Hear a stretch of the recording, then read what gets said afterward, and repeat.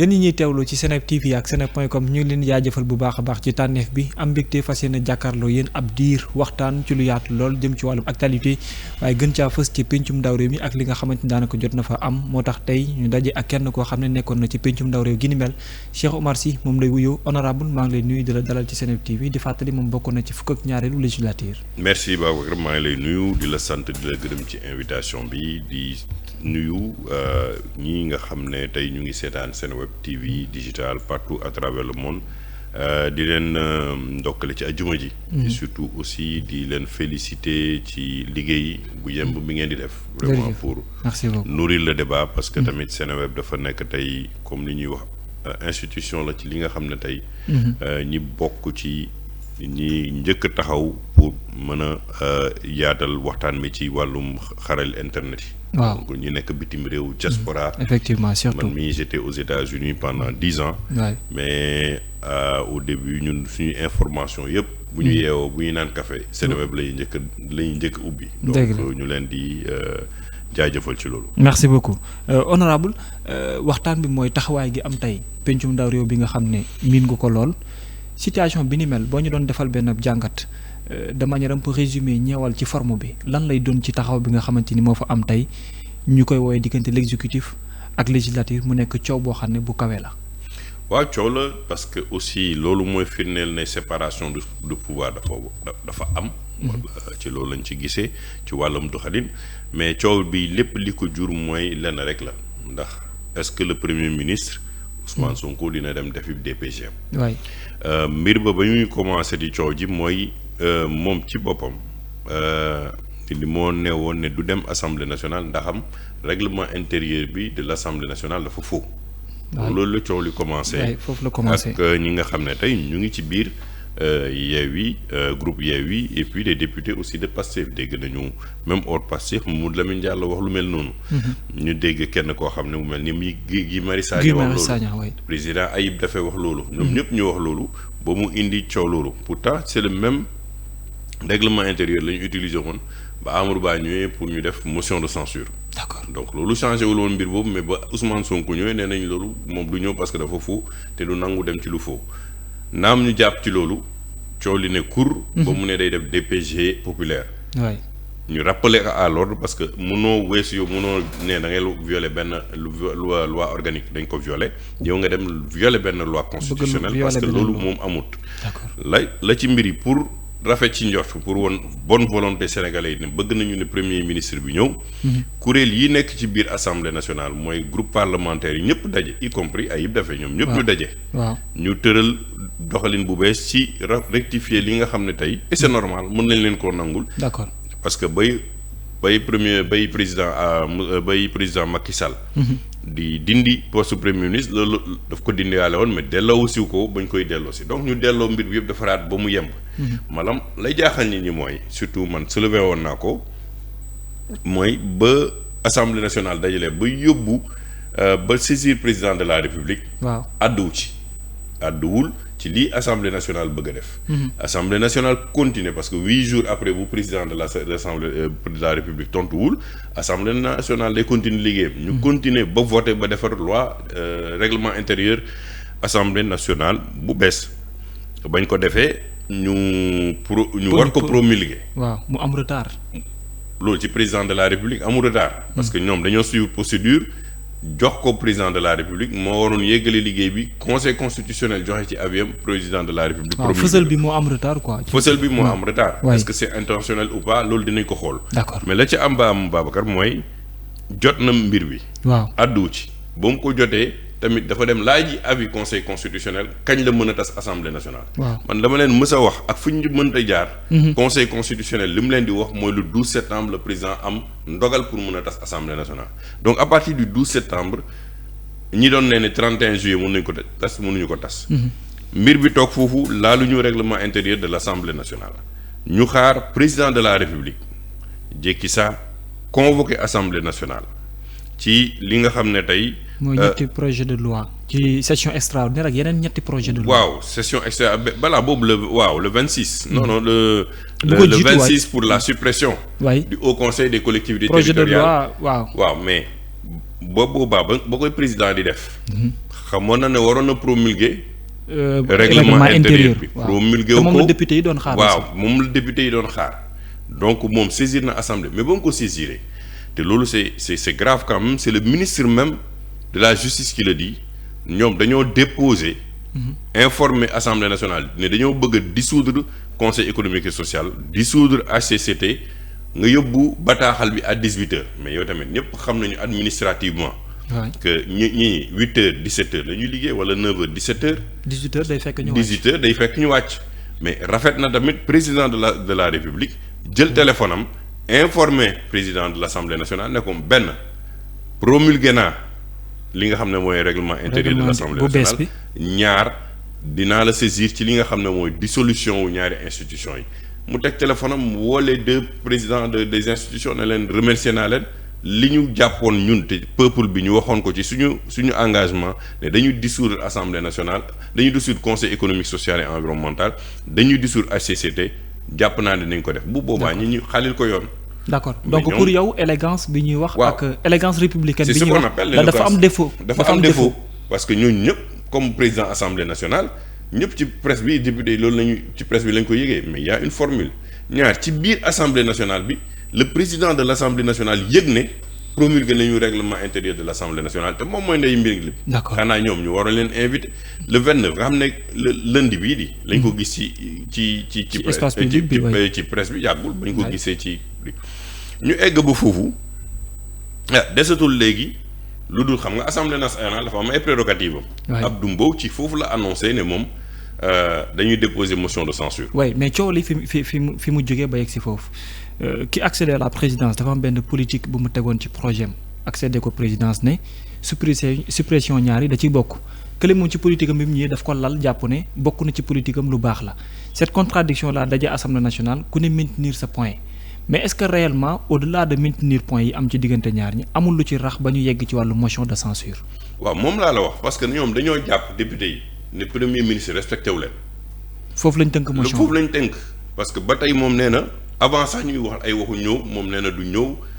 wax loo xam ne man du ma ci jaar ci assemblée nationale légitime ñu kii la ñu du fa jaar du fa ñëw xeebel boobu dafa fàtte ne président de la république bi toog bu toog présidence mais ñoom comme député dañ leen fal bi ñoom ñoo voté loi yi ba ñu heure bii budget bii ñuy utiliser tey waaw mais budget ban la du budget bi assemblée voté 2024 ñoom ñoo voté budget bi ñoom la ñuy doxal donc loolu la ñuy jàpp ñoom donc politique rax ci Abdou Mbow li mu def c'est une posture politique comme da ngeen ñuy rey de toute façon le 12 président day dissoudre assemblée nationale ma daaneel sa gouvernement naa la censurer yow comme respecté woo pour yow nga ñëw assemblée nationale par force pendant 48 heures ba gouvernement bi gisee loolu tamit ñoom ñu am seen porox ndoll mooy l'article 85 li nga xam ne may na président de la république bu dugalee demande assemblée nationale ne moom am na 84 astafurlah bu dugalee moom am na sañ-sañu saisir assemblée nationale en session extraordinaire parce que li fi xew yëpp assemblée bi dafa nekk vacances waaw lépp dañ koy def c'est session extraordinaire donc dafa surseoir immédiatement li nga xam ne mooy motion de censure bi nga xam ne Abdou Mbow dafa bëggoon def ñu dugal agenda président de la république 3 projets de loi bi ak DPG bi. d'accord mais bu ñu ko dugalee. président moo jàpp bësam ne jeudi bi le 5 la bëgg assemblée nationale réunir assemblée nationale may ko mais bu ñu ubbee session parlementaire. bu boobaa assemblée nationale moo am sañ-sañ léegi fixé.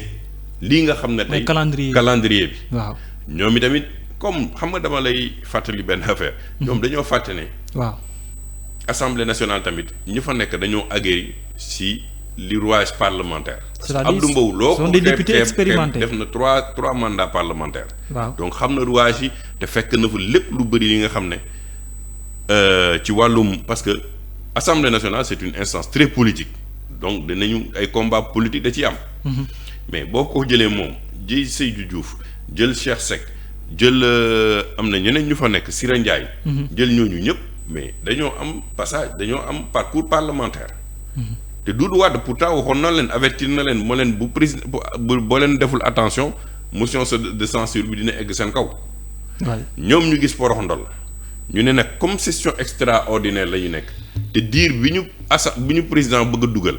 te parce que dañu jàppoon na ñoom bu ñu dugalee dinañ am 8 jours yooyu ñuy wax. ñu leen nag loolu ci session normale lay am. lii session extraordinaire la. donc urgence la président moo ko demandé donc dans l'urgence ñun tamit dinañu fixer le 11 DPG bi am. mais est-ce que foofu la politique n'est pas trop invitée dans la mesure mais depuis le début c'est de la politique. Oui, dans la mesure où certains parlent évoquent l'article 97 de l'Assemblée nationale ak la durée bi nga xam ne moom moo war a am bu dee DPG la ñu fas yéene. waaw mais durée boobu s'applique dans la session ordinaire. des choses c'est le ministre n'a jusqu'à présent pas saisi officiellement moom moo waroon saisir jaaral procédure bi amoon na tout le temps de le faire il l'a pas fait aujourd'hui c'est une interprétation de chacun mais fenn tënkul député yi tey ci article boobu en session extraordinaire. mais même bu nekkee session extraordinaire est-ce que ce n'est pas c'est l'Assemblée qui fonctionne et quand l'Assemblée fonctionne dafa war a sukkandiku ci article. oui mais l'Assemblée nationale fonctionne aussi sur urgence parce que ils savent écoute politique moo ci nekk xam nañ ne 12 dañ koy tas.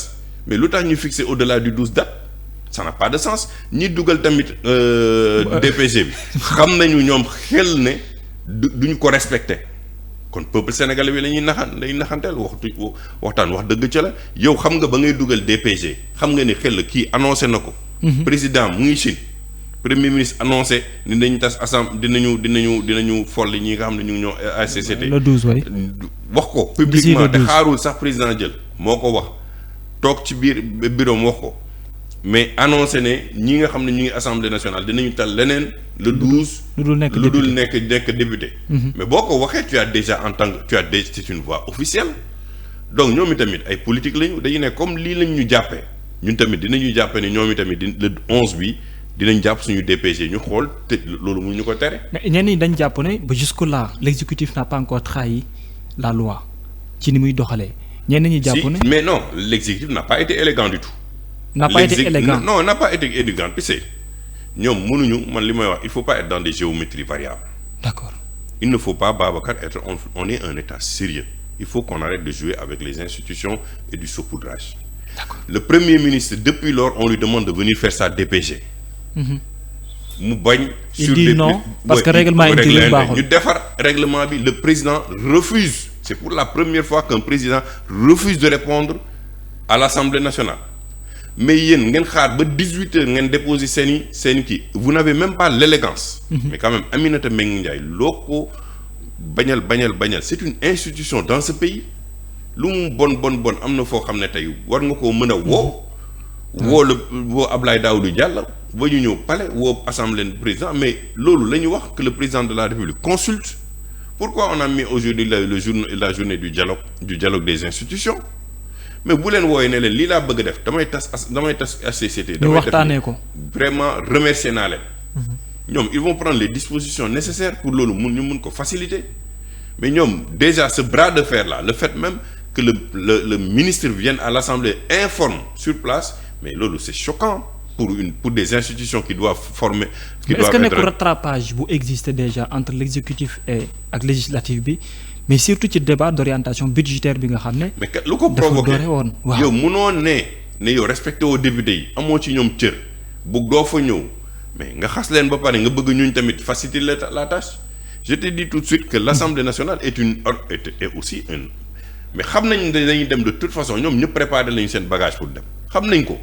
ça a été dit depuis longtemps tey même les députés bañ leen installé. kon taxawaay bi léegi mooy amul lu ñuy perdre daal. non mais depuis l'installation des députés la dissolution de l'Assemblée nationale a toujours été agitée tey les députés yi nga gis ñëpp mosul ñoo am prêt bancaire bu weesu 2 ans parce que même les institutions bancaires jàpp nañ ne ñii seen mandat 2 ans lay yem. du ko passé donc même bu keneen koo xam ne même keneen bu Amadou Ba gañu woon tey l'Assemblée nationale avait été dissoute. mais dafa am élégance républicaine. mais boo ñëwee tey nga war a mën ñoom tamit ñu jàpp ne premier ministre nee na du ñëw def DPG donc lu tax ñuy def débat d'orientation budgétaire. D'accord. parce que aujourd'hui le débat d'orientation budgétaire. bu ko premier ministre Ousmane Sonko defoon dina annoncer la dissolution des deux institutions. wax ñu exactement ressources yooyu fan lay dem ak wax ñu ñoom fan la seen projet tollu kenn xamul foofu projet tollu. gisagoo ko. septembre la ñu waxoon. oui nee nañ bientôt dinañu indil benn opérationnalisation pour 2050. mais fii nga toll nii. demuñu 2050 dafa sori ñun dañ leen ne projet bi léegi nii ci 5 ans yi lan lay def D'accord. Il faut qu'on voit d'abord la truc. On n'a pas d'orientation. ñoom instant bii. mooy débat de bu président tase assemblée nationale. Ils vont reconduire le budget de Macky Sall. Ils vont reconduire la DPPE de Amadou Ba. C'est la même chose qu'ils vont ramener à l'Assemblée nationale. parce que diggante bi est-ce que dina fi xaat pour nga mën a am budget bu 2025. du mën ne donc même les bailleurs aujourd'hui ne savent pas où aller dans cette histoire-là parce qu'ils n'ont aucune orientation par rapport à ce que le gouvernement veut faire. D'accord alors taxawaay bi tey mooy issue bi pour yow nekkoon nga parlementaire xam nga assemblée ni muy doxee mais pour yow est-ce que am na alternative bu ñu mën a abbu pour qu'au moins ñi teer c'est-à-dire cette confrontation-là institutionnelle. À moins que le président de la République soit sur sa décision, et j'en doute, de dissoudre l'Assemblée nationale, d'inviter son Premier ministre d'aller à l'Assemblée nationale, d'inviter les parlementaires à voter le budget, à faire tout le processus nécessaire, ba affaire bi jeex mu yemb le 31 décembre 2024, il acte la dissolution des deux institutions, il acte la dissolution de l'Assemblée nationale, y compris en 2025 la dissolution de HCCT et du Conseil économique environnemental. mais loolu yëpp waxtaan moo koy def. mais waxtaan mais bëgguñu dialogue xam nga dialogue loolu laa lay wax. depuis le début. le président moo waroon dialoguer ak les deux institutions trois ne leen lii laa bëgg a def. te nii laa bëgg ngeen taxawee nii nga laa bëgg ngeen taxawee. mais defu leen dialogue mais yaa ngeen ci posture sax yenn saay de confrontation mais le premier ministre moo toog biir primature di ne ay opposants yi dañoo ragal dañu war a wàcc mais tollatuñu fuy opposants di ragal ak dañuy war a wàcc. d'accord yow xeex nga ba egg. da nga bëgg tamit yi ñu xeex yi nga toog ñuy xeexaat. nit ñi taluñu xeex. y a l'économie qui ne marche pas. y a un traumatisme fiscal. entreprise yaa ngi fii di tëj xale yi ñuy gën a jël gaal gi ñoom. aujourd'hui l'immigration non seulement ils ont activé l'armée pour que ñu arrêté leen. mais en plus c'est ça ay pakistanais léegi sax sénégalais la ñuy jaar Sénégal la ñuy jaar pour ñu dem par voie illégale. ba ñu delloo si leen. D'accord. Aujourd'hui il y a des vols charters qui reviennent qui ramènent donc l'économie demande il y a des urgences tout de suite. D'accord. mbay beeg ak élevage beeg ouverture des classes beeg université baa ngi ñëw yooyu yëpp ay urgences yu bees yi ñëw parce que c'est un gouvernement que tout le monde souhaite que ñu mën a dem de l'avant. D'accord. mais ne te crée pas yow si sa bopp. les conditions de freiner parce que ñoom bëgg nañu ne aujourd'hui ñun de toute façon mënuñu liggéey ak assemblée nationale. donc da ngeen ñu koy kii. D'accord. mais confrontation boobu baaxul ci ñoom. honorable fi ñu bari itam am problème mu nekk équation mooy si jamais ñu dissoudre cette assemblée nationale là tenue élection législative prochainement délai gi mu war a am ci yoon bi mayee ko yokkaat ci encore wàllum parrainage defu boobu yoon yëpp teg est-ce que réellement jàpp nga ne war na mën a am prox ndoll guy indi de sorte que ñu organiser. ba voter il faut que le président de la République dialogue parce que Macky loo ko bañaloon yëpp à chaque fois qu'il y ait des situations pareilles daanoon na woo dialogue ñu toog ak les acteurs politiques.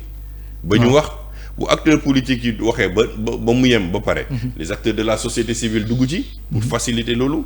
tey aujourd'hui Ndiaga Sylla et pourtant il l'a soulevé avertir leen ne leen attention. il a sorti un communiqué hier. oui attention man gisuma communiqué dem mais il avait très tôt alerté ne leen vous allez vers des problèmes techniques de l'organisation dans le court terme de l'élection par rapport au délai des parrainages mais loolu il faut nga waxtaane ko. parce que minimum 60 jours la maximum 90 jours dans la tenue des élections.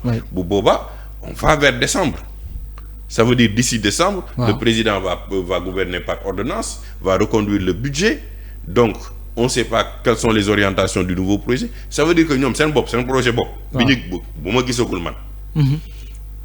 nañ ko séntu 2026 2027. su boobaa lay doog a am DPG pour ñu xam yan accès lañ fas yéene àbbu. waaw mais je ne pense pas man wax naa ko publiquement naa ko waxaat. je ne pense pas que.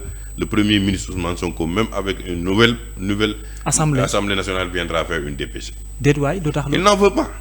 moi je suis convaincu qu'il n'en veut pas. moom lu mu préparé la ba noppi de nee nañ ci li ñu. loo préparé yow bu nekkee préparé nga ba président moo taxaw devant les Sénégalais mais c'est le président moo ko wax moo ne waxtaan naa ak Premier ministre waxu sax waxtaan ñaan naa ko njëkk carrément comme ni Macky waxoon ñaan naa ko mu dem defi DPG. bu président toogee ba ne ñaan naa ko.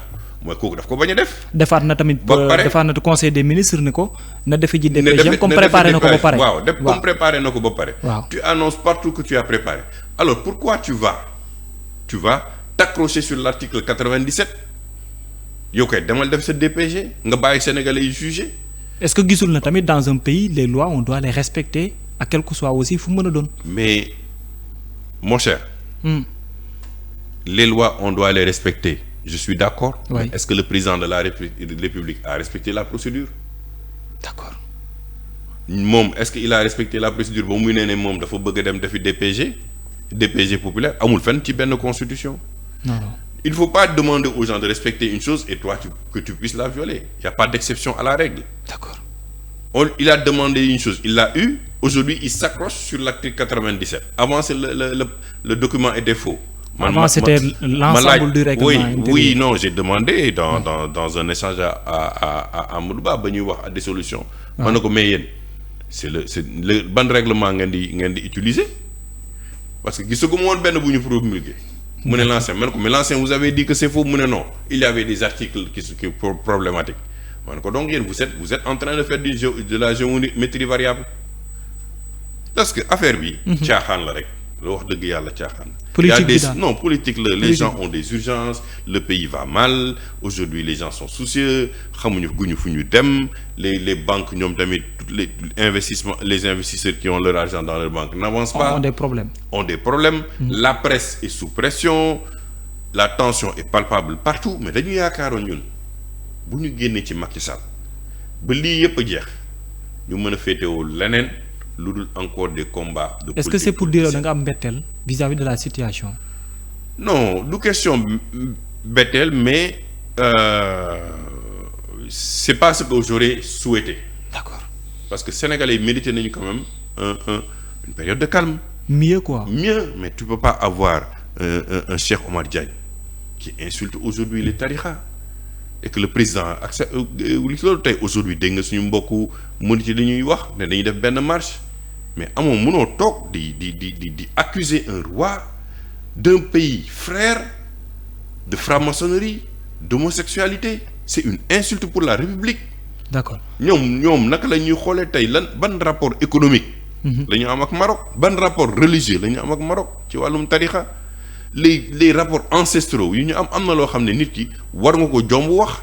D'accord. mënoo wax tamit ay mosquée Touba dafa am ay ça c'est grave ñun ñuy tudd ça aujourd'hui on a vu ce qui s'est passé aujourd'hui avec Touba nañu dal bàyyi wax ji te liggéey. D'accord. Parce que aujourd'hui tamit tarixa yi dama baax ko foofu lay daale. waaw. Cheikh Omarul Foutiyou. El Hadj Bamba. waaw. El Hadj Malick.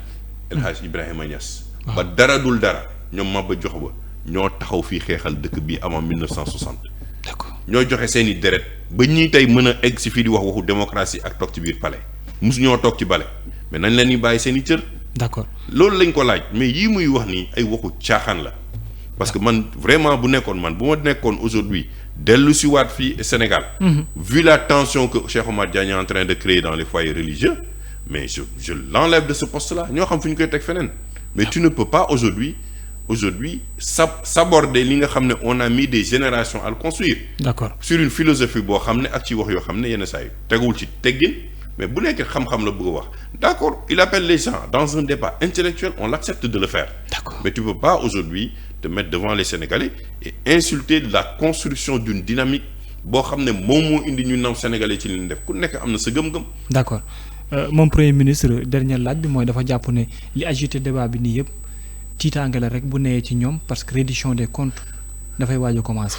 Reddition des comptes dans un pays ça doit être une norme non une exception gis nga reddition des comptes. justice lañ ko war a bàyyi ñoom ñu féetewoo liggéey. ñoom ñu ndekki añ reer. d'accord moom la Sénégalais yi nee la ñu réglé ak liggéey yu ndaw yi ak xëy yi.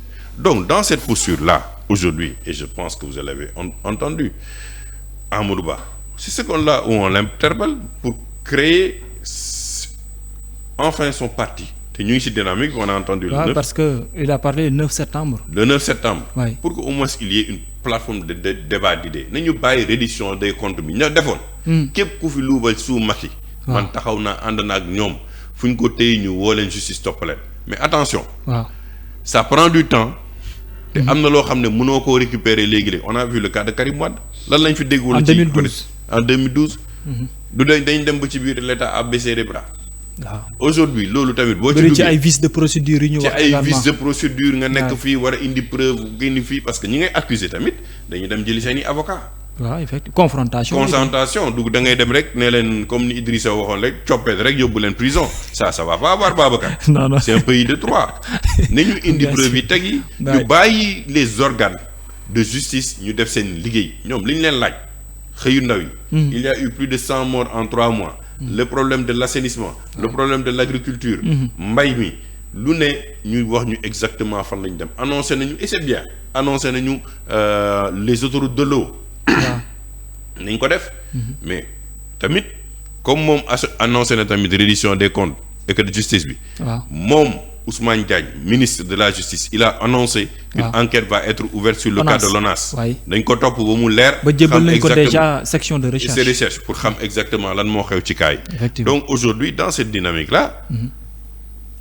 ñoom dañoo toog opposition bi may leen jàmm moom mu woote ne bëggatuñu période de grâce soxlawuñu c'est-à-dire que il appelle tout le temps les gens à sortir pour faire de la confrontation la meilleure confrontation actuellement c'est la création d'emplois et d'économie loolu moom Babacar dañ ko jàpp ne il faut ñu taxaw ci mu jëm kanam et aujourd'hui dans cette perspective là qu'il sache que ñu ngi dimbali ñoom ñooy dimbali instant bi opposition yi organisé wu parce que bu ñu nax seen bopp de l'opposition gatsa bi amoon wàcc tout régime avec un système de combat différent la amoon ci Macky Sall moo waroon am parce que peut-être le profil de Macky Sall ak profilu Sonko moo waroon indi yooyu yëpp ñu am mais à la fin de la journée du juboo nañu personne ne parle moom waxul ci amnistie bi ba léegi gars yi ngi ci sàkku aujourd'hui la dernière fois le collectif des victimes de 2021 à 2024 ils ont tenu une kii pour xam exactement il faut ñu dellu si waat il faut que ñu dellu si waat ci projet de loi mon ami Birahim Seck def na ci texte mu ne il faut ñu dindil loi bi et c'est vrai de l'amnistie pour ñu xam ne xew il y a beaucoup de gens qui réclament que mu dañ mais aujourd'hui c'est leur méta totale sur ça ils ne veulent même pas en parler yooyu tamit c'est des dossiers qui sont là à chaud autant il y a la reddition des comptes il y a aussi ce qui a été fait sous l'amnistie de 2021 à 2024 que les Sénégalais refusent parce qu'il y a eu des morts il y a eu des biens qui ont été détruits il y a eu des Sénégalais yoo xam ne gis nañ ci leen métit ñoom ñu génn à la dernière minute def benn amnistie ak kii le protocole fi ñu am seen protocole le fameux protocole de waaw certains parlent de protocole waaw c'est fameux man xaw ma protocole gisuma protocole dama koy dégg mais la ñu waxante parce que loolu la ñuy bañ a dégg la ñu bëgg mais dafa am c'est une réalité loolu xam nañ dafa am d'accord li ñu discuter foofu ba tënk ba amnistie bi am mais loolu moo yëm sénégalais ba ñu war ko leeral parce que mais aujourd'hui c'est comme si dans la procédure parlementaire yow yaa woote jubal jubanti transparence pourquoi tu vas voter vers un vote de suppression d'institution nga ne nañ dem vote secret mais daf ko vote sénégalais yëpp xam kan moo voté pour ak kan moo voté contre yow yaa koy woote yow woote transparence pourquoi à la dernière minute ñi doon woote transparence ñu ne léegi nañ ko def vote secret xanaa peut-être yéen miin ngeen assemblée mën na nekk galgal pour xam waaw mais bu galgal bi safay fekk yooyu nag bu nekkee dafa fekk dafa am ñoo xam ne de l'autre côté wax nga ñoom wala neexal nga leen dara ba jubóog ñoom nga xam ne bu ñu defee vote secret ci yow la jëm d'accord mais bu nekkee vote public la Babacar di nga ma woon carrément yow kan nga voteel galgal bi boobu la nekk ñeme woo ko looloo tax gars yi doon insister ci ñi di moo tax Ayib Daffé moom tamit il devient commence à devenir un bon politique et parlementaire xataraa yu ne tey dañ koy def secret parce que am na wóor na ma ñu ne ko déedéet ñett vote parce que xam nañ ne ñoom waxtaan nañu am na ñu waxtaanal ci biir Benno Bokk Yaakaar boo xam ne bu ñu demee vote secret xam nañ benn wala ñaar wala ñett bu ñu voté pour ñoom affaire ba am d'accord donc tamit galgal parlementaire la woon jërëjëf honorable amoon naa mbégte loolu dalal la surtout di la remercier ci disponibilité bi jërëjëf alhamdulilah di leen fàttali annoncé ne vraiment lii ñu jëm ci tasum assemblée nationale ak yëpp lépp na nekk ci jàmm waaw ak dëgg ñoo war a jàmbarloo dans l'opposition avec respect avec considération te xam ne am na ay urgence ci dëkk bi yoo xam ne war nañ ci nekk jërëjëf mu nekkoon honorable député Cheikh Oumar Sy moo doonoon sunu gan jaajëfal ko bu baax a baax jaajëfal également yéen ñi doon teewlu jërëjëfal également Joséphine ak Aline Ba ñu nekkoon ci xarala gi jaa ngeen jëf ñu yendoo jàmm